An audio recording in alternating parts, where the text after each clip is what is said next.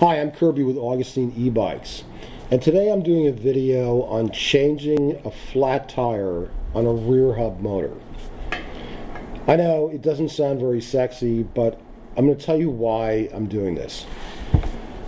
These rear hub motors are very heavy. I just got a flat yesterday, so I'm about to repair this flat.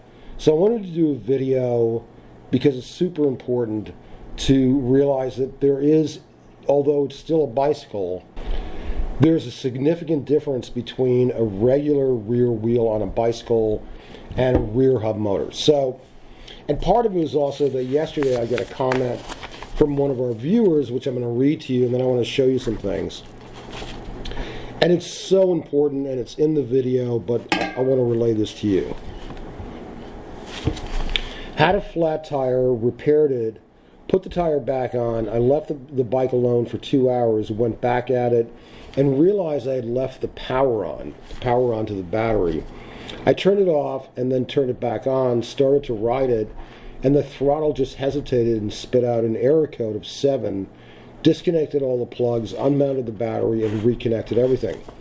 Turned it on and still error code 7. You twist throttle and it hesitates.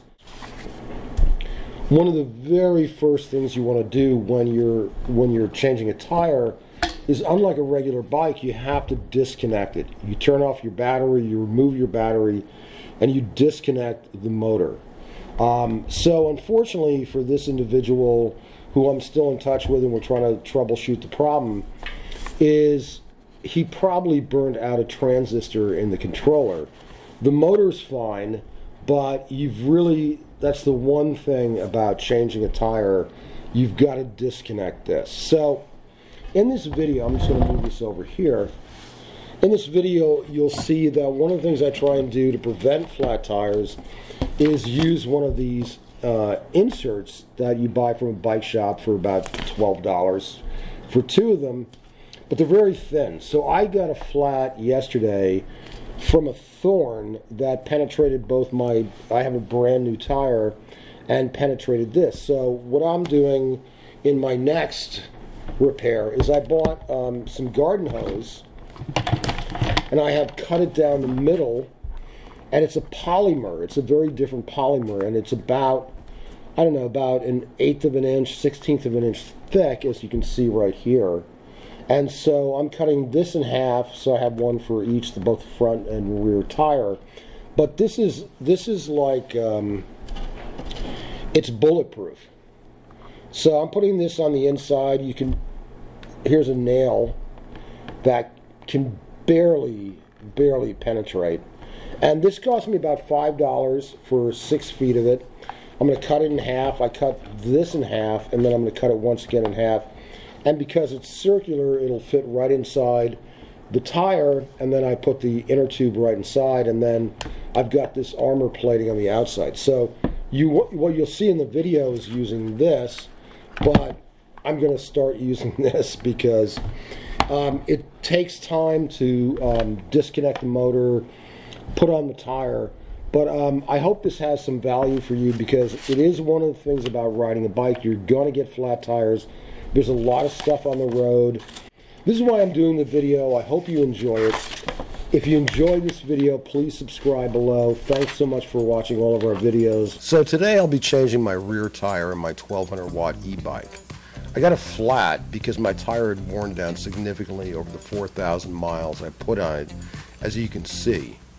Your e-bike tires take a much bigger pounding than on a regular bike due to the extra weight and vibration. In order to remove the wheel, the first thing I have to do is disconnect the motor's wire connections to the controller. To do so, remove the battery. You've got to remove the battery. And depending on your connections, remove all connections from the controller related to your motor. Once that's disconnected, you can then remove your rear wheel. Make sure that all of the washers and lock washers are in the correct order.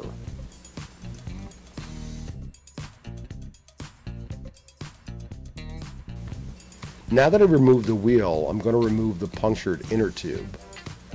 I'm going to put a new tire on the wheel, and I'm also going to insert a plastic protector to help prevent from future flats.